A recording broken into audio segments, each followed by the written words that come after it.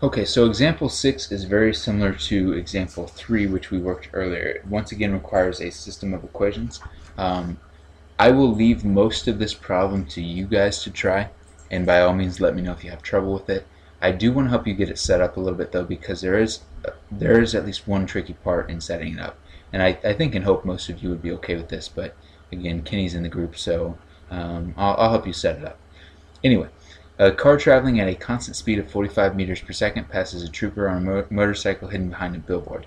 1 second after the speeding car passes the billboard, the trooper sets out from the billboard and catches the speeding car, or to catch the speeding car, traveling with an acceleration here.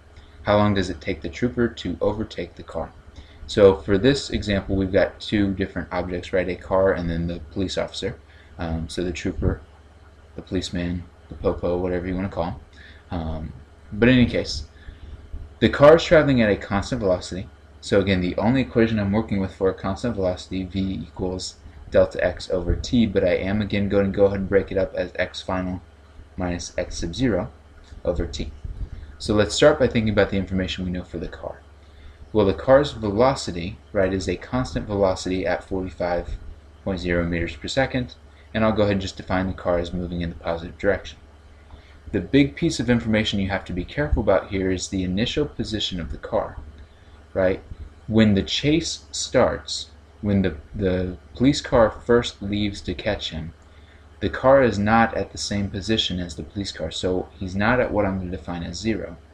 Instead, when the chase starts, right, it's 1 second later. So after 1 second, hasn't the car gone 45 meters? So my initial position for the car is 45 meters. Okay, so again, that's the biggest key. That's the thing that I noticed in class. Several people had trouble as they were setting this up. The initial position here is 45 meters. Final position we don't know. So that's one of my two variables. So call it x final, and then the time. Obviously I don't know the time. Okay, so if I was just trying to work with the car, I run into the situation where, we get stuck. But that's okay, right? We are tough and knowledgeable physics students, and we can handle this. Okay, so the trooper. We know that the trooper is starting back at that billboard, so that's what I'm going to define as 0. I don't know his final position, but I know that he will eventually meet the car, so it is the same distance.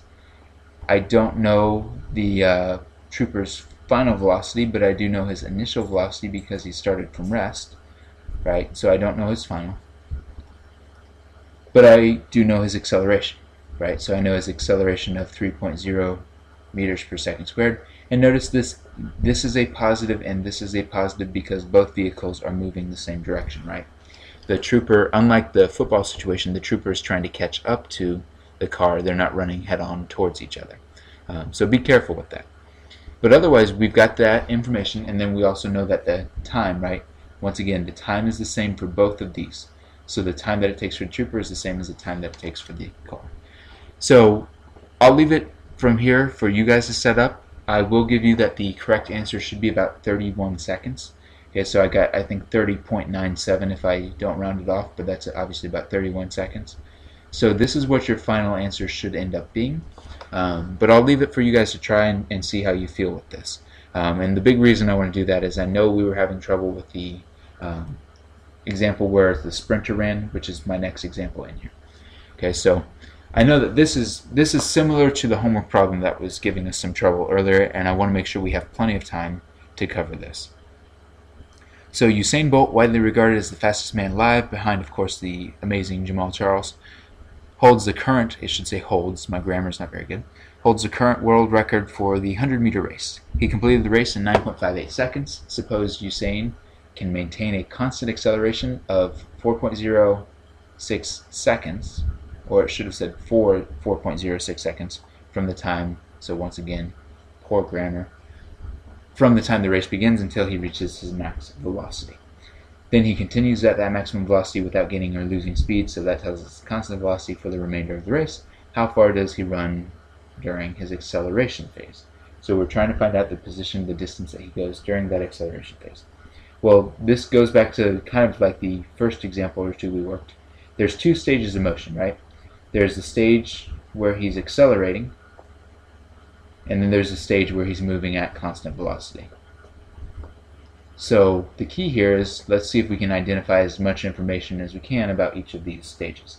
Well, in this case, I know the time that he's accelerating is 4.06 seconds.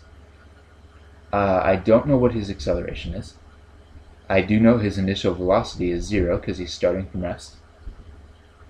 I know his final velocity in terms of his acceleration and his time. So if I call his acceleration a, I know that his final velocity would be related to a times t, right? Because if we're using v equals v sub 0 plus at, we'd have that information to work with. Okay, so I've got that. I also then know the distance. I don't know the specific distance, but if I want to find his final distance or his first distance that he's gone here, I'm just going to call that maybe x1. Okay, so again, that change in displacement for his first run, I'll just call that x1. So obviously at this point, if I tried to set up maybe a relationship here, if I wanted to figure out how far he went during that first phase, the problem is I don't know v0t, so I know v0t, but I don't know his acceleration and I don't know his displacement, so I don't have enough to find the missing variable. Okay, I can cross that off to where I say delta x equals 1/2 a, and I actually do know his time of 4.06. So I'd have this information, but I'd get stuck because I have two variables, right?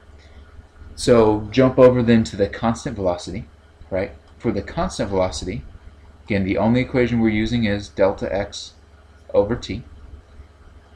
And in this case, I can think of delta x in terms of my first one, right?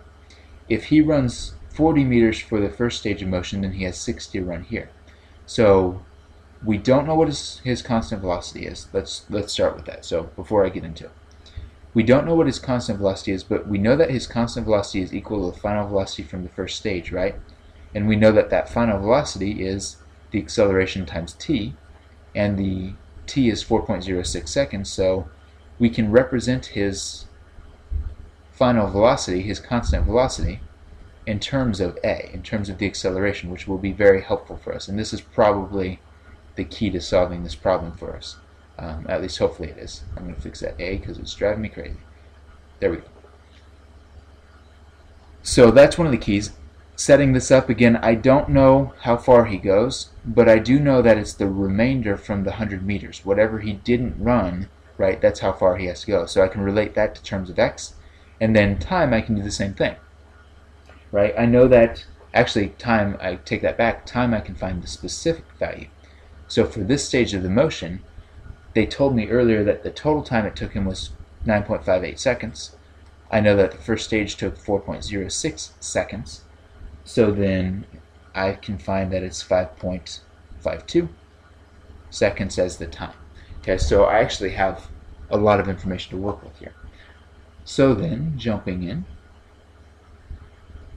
if I plug all of this information into my constant velocity formula, so I'm starting with velocity equals delta x over t, right?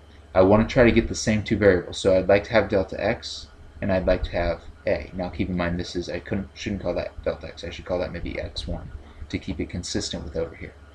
But anyway, so if I plug this in, again, I'm going to represent the constant velocity, and that's the key in terms of a. So I've got 4.06a equals my 100 minus x1 all over, on the bottom here, 5.52. Okay, so in this case, if I look at these two equations, I have two equations in terms of the same two variables, right? I've got two equations in terms of the same two variables, so I can do another one where I substitute this whole mess in and then simply solve from there. Okay, so all I would do is I would take this whole thing, plug that in for x1, so 4.06a equals 100 minus that, which I'll leave for you to calculate because I actually don't have it written down right now.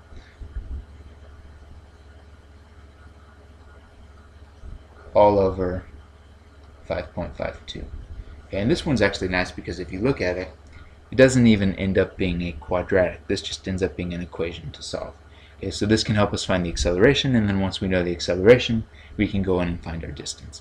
Okay, so it's a tricky example, but I think and hope this one is pretty similar to the homework, which maybe helps us find the appropriate times.